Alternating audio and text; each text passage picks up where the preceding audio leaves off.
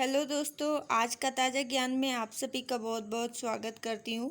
दोस्तों, आज व्याकरण का सेशन शुरू करने जा रही हूँ और इसमें बिल्कुल बेसिक से आपको बताया जाएगा।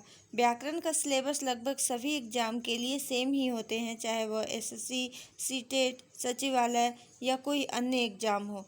तो आइए शुरू करते हैं आज का सेशन। शुरू करने से पहले मैं कहना चाहूँगी कि जिन्होंने भी हमारे चैनल को अभी तक सब्सक्राइब नहीं किए हैं, प्लीज़ इसे सब्सक्राइब कर लें, साथ ही बेल आइकन को दबा दें ताकि हमारे द्वारा अपलोड की जाने वाली प्रत्येक वीडियो आप तक पहुंच सके। तो आइए शुरू करते हैं आज का सेशन। सबसे पहले हम भाषा के बारे में जानेंगे। भाषा का अर्थ क्या होता है, स्वरूप इसका देखेंगे और इसकी उत्पत्ति कहाँ से हुई है। तो भाषा शब्द संस्कृत भाषा के भास धातु से बना है, जिसका अर्थ होता है बोलना या बताना या विचार, अपने विचारों को प्रकट करना। संस्कृत भाषा के भास धातु, संस्कृत भाषा के भास धातु से भाषा शब्द का निर्माण हुआ है और इस भास धातु का अर्थ होता है बोलना, बताना या फिर अपने विचारों को प्रकट करना। ठीक है। नेक्स्ट पॉइंट है, विश्व में लगभग 3000 भाषाएं पूरे विश्व में बोली जाती है। कितनी भाषाएं बोली जाती है? लगभग 3000 भाषाएं बोली जाती है। अगला पॉइंट है आपके स्क्रीन पे, भाषा का सबसे प्राचीन रूप ऋग्वेद संहिता में प्राप्त हुआ है। यहाँ पे भाषा का जो सबसे प्राचीन रूप है वो ऋग्वेद संहिता में प्राप्त हुआ है। ऋग्वेद को इतिहासकार हिंदू यूरोपीय भाषा परिवार की पहली रचनाओं में से एक मानते हैं। यह संसार के उन सर्वप्रथम ग्रंथों में से एक है जिसकी मान्यता अभी भी समाज में बनी हुई है। नेक्स्ट पॉइंट देखते हैं, भारत की भाषाओं का सर्वेक्षण सबसे पहले किसने किया था? तो जॉर्ज अब्राहम ग्रियर्सन ने 1894 ईस्वी में भारत की भाषाओं का सर्वेक्षण किया था। ये कौन थे जॉर्ज अब्राहम ग्रियर्सन? तो ये बहुभाषी और आधुनिक भारत में भाषाओं का सर्वेक्षण करने वाले पहले भाषा वैज्ञानिक थे, जिन्होंने भारत में भाषाओं का सर्वेक्षण किया था। ठीक है। नेक्स्ट पॉइंट है, भाषा की प्रथम एवं छोटी इकाई क्या है? तो ध्वनि है। भाषा की प्रथम एवं छोटी इकाई ध्वनि है, जबकि द्वितीय इकाई शब्द है और तृतीय यानी कि सबसे जो बड़ी इकाई है भाषा की वह वाक्य है। नेक्स्ट पॉइंट है, मनुष्य की भाषा की उत्पत्ति मौखिक रूप से हुई है। मनुष्य की भाषा की उत्पत्ति किस रूप में हुई है? मौखिक रूप में हुई है। अगला पॉइंट है, संविधान की 8वीं अनुसूची में 22 भाषाओं का वर्णन है जो निम्न है। कौन कौन सी 22 भाषा है? संस्कृत, हिंदी, असमिया, बंगला, गुजराती, कन्नड़, कश्मीरी, मलयालम, मराठी, उड़िया, पंजाबी, तमिल, तेलुगु, उर्दू, सिंधी, कोननी, मणिपुरी, नेपाली, बोडो, डोंगरी, मैथिली, संथाली। ये 22 भाषाएं जो है उनको संविधान की 8वीं अनुसूची में रखा गया है। अगला पॉइंट है, भाषा की परिभाषा। भाषा वह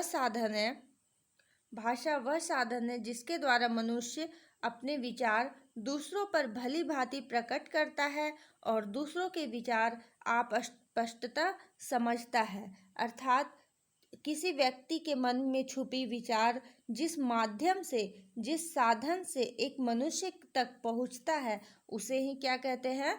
उसे ही भाषा कहते हैं। जब तक मनुष्य के मन में वो विचार या जब तक मनुष्य के मन में वो बातें छुपी है तब तक वह विचार कहलाएगा। जैसे ही उसमें ध्वनि समाहित हो जाती है और वह दूसरों के समक्ष प्रस्तुत हो जाती है, वह भाषा कहलाने लगती है। ठीक है। नेक्स्ट पॉइंट है, भाषा के आधार। भाषा के कितने आधार हैं? तो भाषा के 2 आधार हैं। कौन कौन से? मानसिक आधार और भौतिक आधार। अब मानसिक आधार क्या है? मानसिक आधार क्या होता है? तो मानसिक आधार अपने विचार या भाव को अभिव्यक्त करने के लिए वक्ता द्वारा भाषा का प्रयोग किया जाता है, उसे ही क्या कहते हैं? मानसिक विचार कहते हैं। और भौतिक विचार किसे कहते हैं? तो श्रोता द्वारा ग्रहण करना भौतिक विचार कहलाता है। नेक्स्ट पॉइंट है, भाषा के कितने अंग हैं? भाषा के कितने अंग हैं? कौन कौन से हैं? 3 अंग हैं यहाँ पे, ध्वनि, अर्थ और वाक्य। भाषा के 3 अंग हैं, ध्वनि, अर्थ और वाक्य। अब नेक्स्ट पॉइंट है आपके सामने, भाषा के रूप या प्रकार। अब यहाँ पे देखिए कि 3 प्रश्न इस तरह के हैं जो कि भाषा के आधार पूछे जा रहे हैं, भाषा के अंग पूछे जा रहे हैं और भाषा के रूप या प्रकार पूछे जा रहे हैं, जो कि आपको बहुत ही कंफ्यूजन में डाल सकता है एग्जाम में। तो यहाँ ध्यान दीजिएगा कि भाषा के आधार 2 हैं, भाषा के अंग 3 हैं और भाषा के प्रकार 2 हैं। ठीक है, भाषा के प्रकार 2 कौन कौन से हैं? एक है मौखिक और दूसरा है लिखित। तो मौखिक भाषा की आधारभूत इकाई क्या है? ध्वनि है। मौखिक भाषा की आधारभूत इकाई ध्वनि है और लिखित भाषा की आधारभूत इकाई क्या है? वर्ण है।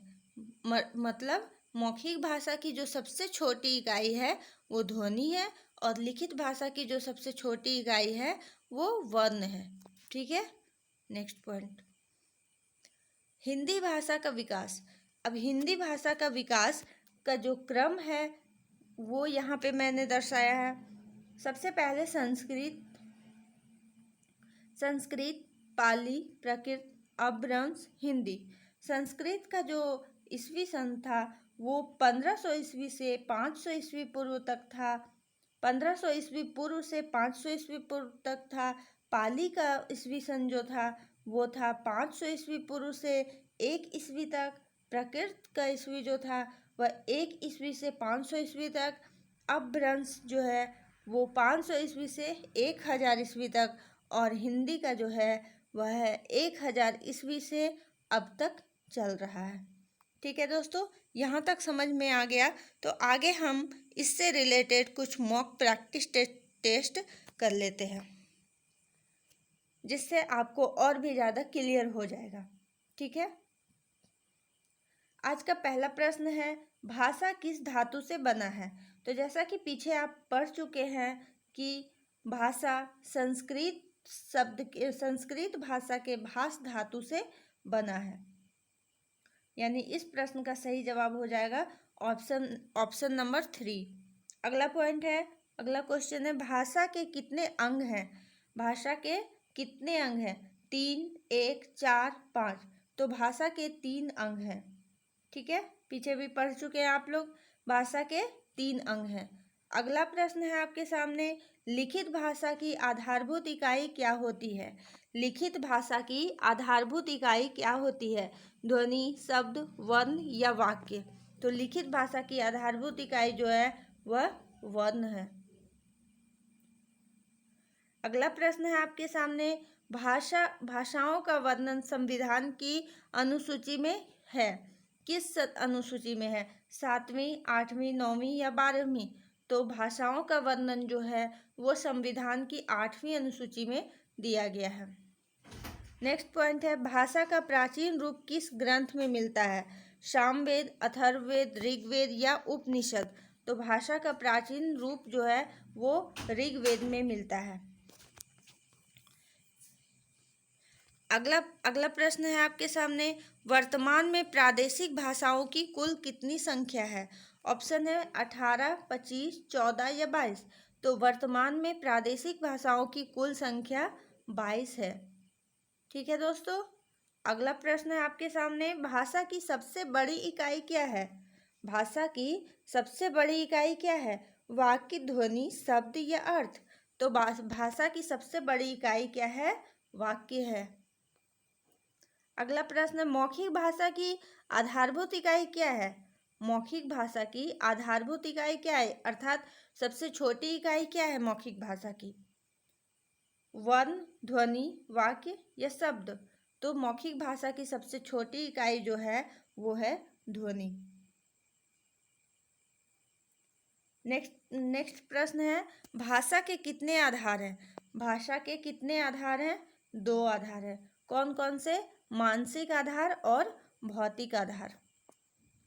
और आज का अंतिम प्रश्न है, संविधान में प्रादेशिक भाषाओं का उल्लेख किस अनुसूची के अंतर्गत किया गया है? 7वीं अनुसूची, 5वीं अनुसूची, 8वीं अनुसूची या 10वीं अनुसूची? तो संविधान में प्रादेशिक भाषाओं का उल्लेख 8वीं अनुसूची के अंतर्गत किया गया है।